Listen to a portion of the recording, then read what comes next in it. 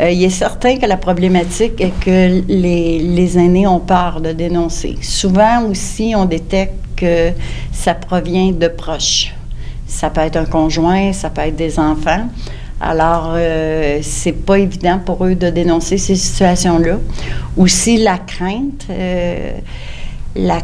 de demander de l'aide, ils ont peur. Mais je pourrais vous donner comme exemple, la semaine dernière, on avait la tenue d'un dîner communautaire, dont ce sont des gens entre 65 et 85 ans.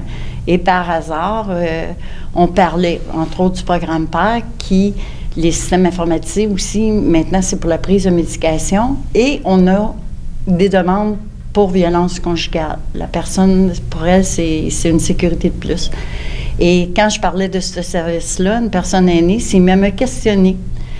Et j'ai posé je répondais, puis en même temps, je posais des questions. Et j'ai vu qu'elle vivait une crainte, mais c'était pas d'un conjoint, mais c'était d'un de ses enfants. Alors, il a fallu que je la questionne, que je lui parle.